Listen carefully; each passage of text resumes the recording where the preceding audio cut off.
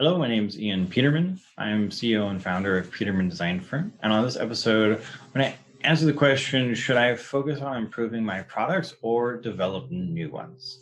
And this is a bit of an age-old question. There's benefits and drawbacks to each of these.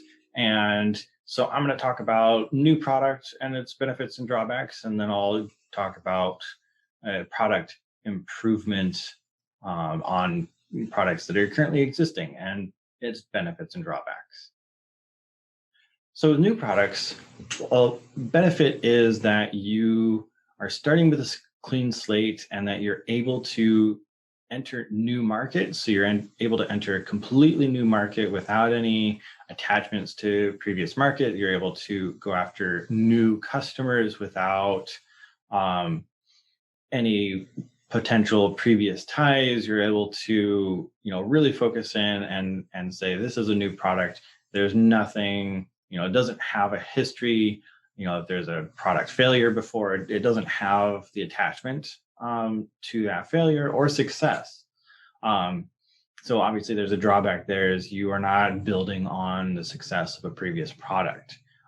With new products, the benefits are really in that new market, but it's also in being able to experiment with new ideas and new technologies.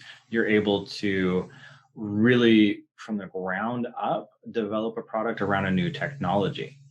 So that can be really important, especially if you're trying to leapfrog and you're not just wanting to do a small incremental change. The benefit is that you can really leap forward, dive into a new technology as a platform, and build your product around that technology rather than incrementally in moving forward.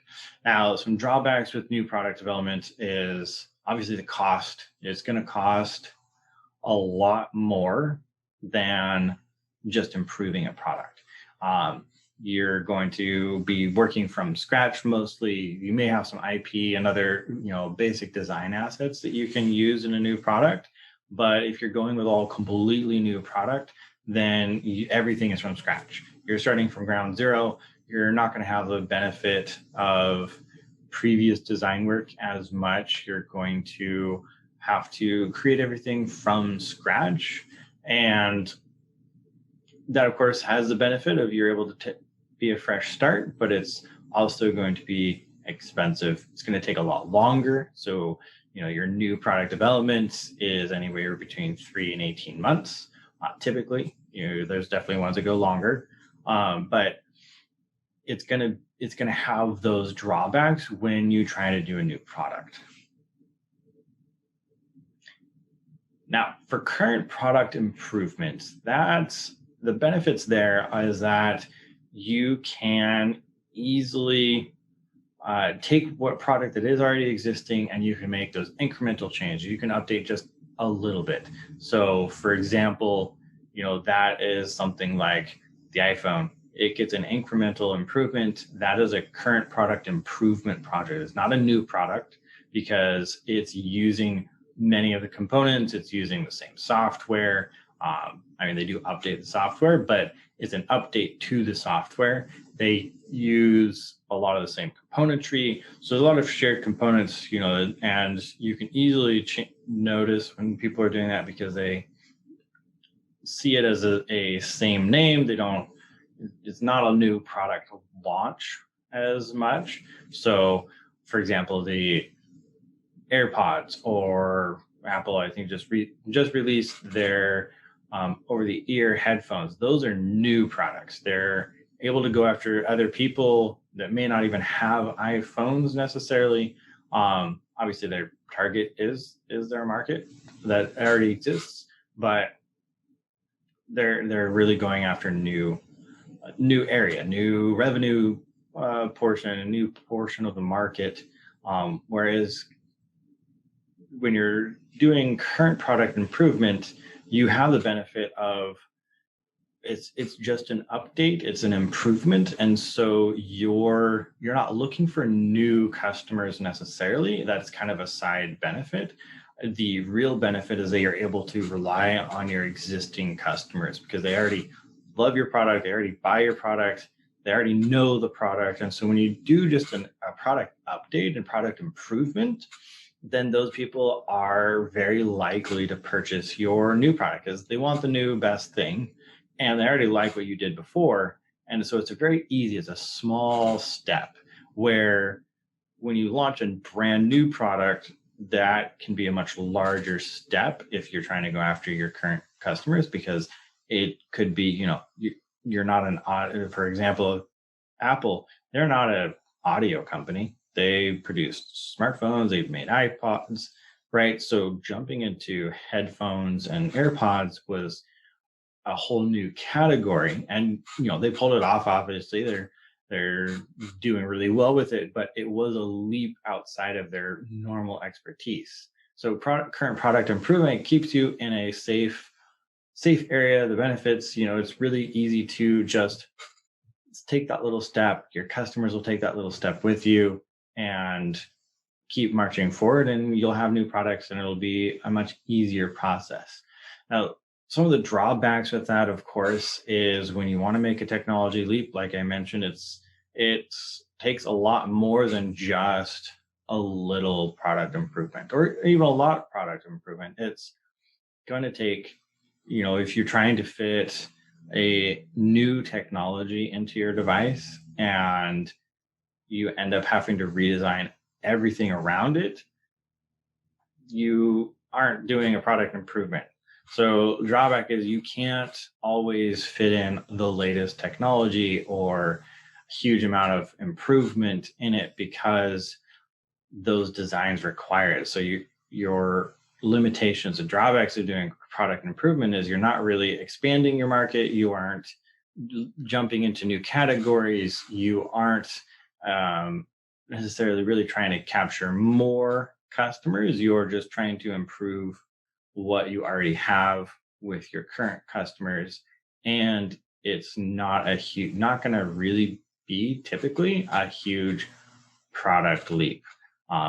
There's not a huge difference every time software on my phone updates. There's an update and maybe there's a new feature, but it's not groundbreaking. It's not a whole new experience. And so the drawback there is that you're not creating anything really new. You're not making a really big splash. And so you're not necessarily even going to have something worth really marketing as much. So, like little patch updates to your operating systems, nobody advertises those. It's not a thing worth doing. So your drawback is it's not going to have as much worth advertising. It's not going to be as big of a splash when you just do some small improvements like that. So now that I walked through, benefits and drawbacks of each of those, it really, whether you should focus on one or the other really depends on what you're trying to achieve with the new product.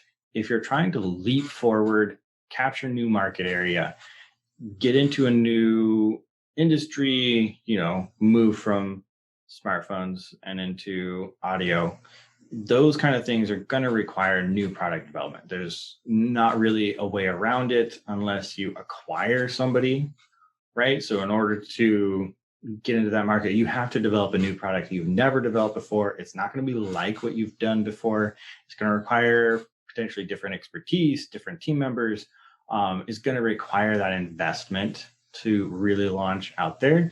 If you're just trying to make small improvements, make sure your existing customer base is really, really happy. You're just making improvements based on their suggestions and what's going to keep them with you and keep them really happy, then current product improvement is going to be the best option because it's the least amount of investment and the biggest return on that investment for you and your customers, because you're not spending time adding a whole bunch of stuff that they don't want. It's you're making these small improvements for them based on the feedback from them, or you're just making small improvements because technology is progressing and you're not looking to leapfrog, you're not looking to jump out really far in technology. You're just wanting to sit and make sure that you're keeping pace but not leaping forward. And that's, it's a very safe place to be.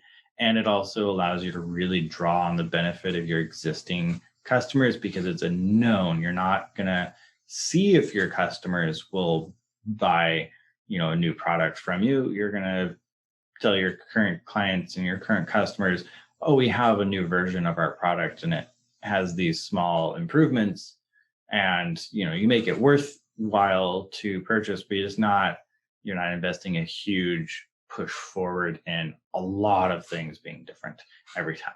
So I hope that gives you a better idea on which process, whether you should be developing new products or launching product improvement on a current product, and helping you decide which one to focus on based on what you're trying to achieve. Hey, thanks for watching. We really appreciate our viewers. And if you haven't subscribed yet, please do subscribe to our channel so you can get more great videos like this in your feed, and like the video. If you want to learn more about the Peterman Design Firm, please check us out on our website, petermanfirm.com. You'll find link and information in the description. And of course, we're on all social media as well. So check us out there. All right. Thank you.